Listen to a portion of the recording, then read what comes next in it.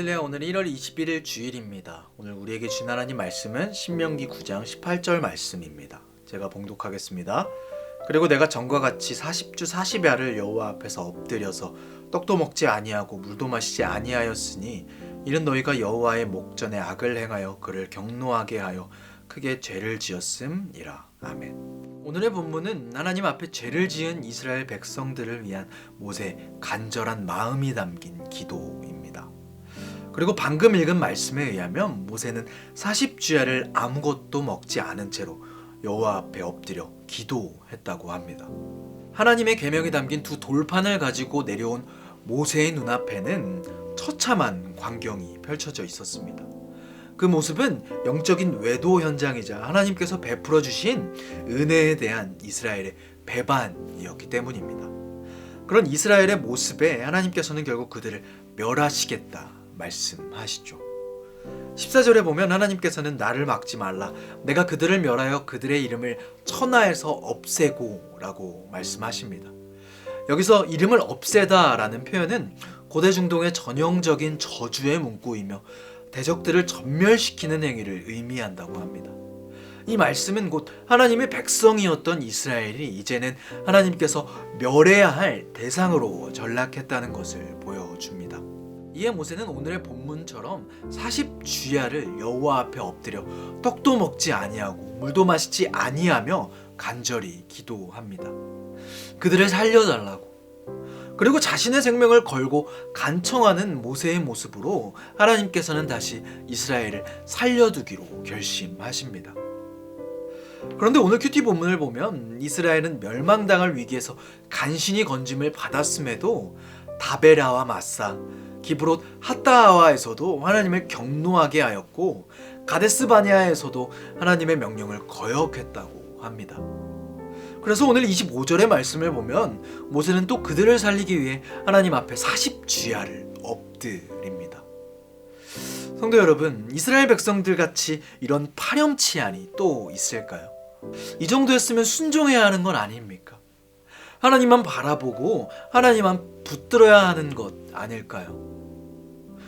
하나님의 말씀을 듣고 전하는 것만 해도, 그리고 또 이스라엘을 이끄는 것만 해도 모세는 충분히 바쁘고 힘이 될 것입니다. 그런데 언제까지 모세가 이들의 죄 불순종 때문에 하나님께 무릎을 꿇고 나가야 하는 것일까요? 그런데 성도 여러분, 과연 이스라엘이 하나님께 죄를 짓고 싶어서 일부러 그런 죄들을 저질렀을까요? 그것은 아닐 것입니다. 그들도 하나님께서 자신들에게 얼마나 큰 은혜를 부어주시고 지금까지 이끌어주셨는지 알고 있습니다. 그들도 죄를 짓고 싶지 않겠죠. 그런데 그들의 부족함이, 그들의 연약함이 계속해서 그들을 넘어지게 만드는 것입니다. 성도 여러분, 이런 이스라엘의 모습이 꼭 저희의 모습 같지 않습니까?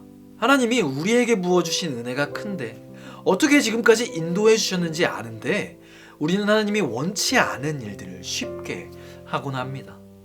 누군가를 미워하고 잘못된 마음을 품고 상처 주는 말을 하고 나의 유익만을 생각하죠.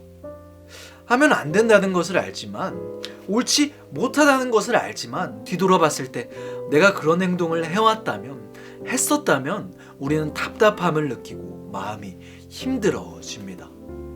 그리고 이런 마음들은 우리를 영적인 회의감에 빠지게 만들죠. 또 이런 회의감은 우리의 신앙에 대한 열정을 꺼트리고 믿음 생활을 더욱 어렵게 만듭니다. 스스로의 믿음을 의심하게 만들고 신앙생활을 하면 할수록 확신을 가지기 어렵게 만들죠. 이런 일련의 과정들이 모두 사탄의 계략일지도 모르겠습니다. 그럼 우리는 어떻게 해야 하는 것일까요? 계속해서 넘어져야만 하는 것일까요? 그 회의감에서 벗어날 수는 없는 것일까요? 그것은 아닐 것입니다. 자신의 연약함 때문에, 믿음에 대한 회의 때문에 큰 고민을 했던 유명한 분이 계십니다. 그분은 바로 감리교회 운동을 시작한 존 웨슬리 목사님입니다. 존 웨슬리 목사님이 어느 날 심각한 회의에 빠졌다고 합니다. 그 이유인즉슨 자기 믿음이 굳건하지 못하다는 생각 때문이었습니다. 스스로 확신하지 못하는 일을 회중들 앞에서 선포한다는 것이 위선적으로 생각되어 웨슬리 목사님은 말씀을 전할 때마다 마음이 괴롭고 어려웠다고 합니다. 그러던 어느 날 한 벗이 찾아오자 목사님은 자신의 고민을 그 벗에게 모두 털어놓았다고 합니다. 그러자 그 벗이 적절한 충고를 해주었습니다. 믿음이 없거든 믿음을 얻기 위해 설교하십시오. 그리고 믿음이 얻어지거든 그 믿음으로 설교하십시오. 성도 여러분, 자신의 연약함 때문에, 자신의 부족함 때문에 신앙적 회의감이 든다면 그것은 오히려 잘된 일입니다. 더 나은 삶을 살 수 있다는 가능성이 있다는 것이죠. 오히려 그런 회의감조차 느끼지 못하는 사람이 더 가여운 사람입니다. 그런 회의감이 든다면 웨슬리 목사님의 벗이 믿음을 얻기 위해 설교하라고 했던 그 말씀처럼 또 넘어지지 않기 위해, 하나님의 은혜를 저버리지 않기 위해 계속해서 싸워나가면 됩니다. 노력하면 됩니다.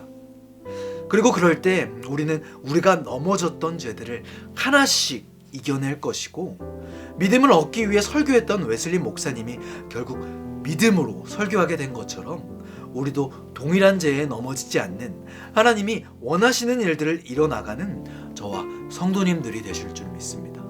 기도하겠습니다. 하늘에 계신 우리 아버지여, 이름이 거룩히 여김을 받으시오며 나라가 임하시오며 뜻이 하늘에서 이루어진 것 같이 땅에서도 이루어지이다.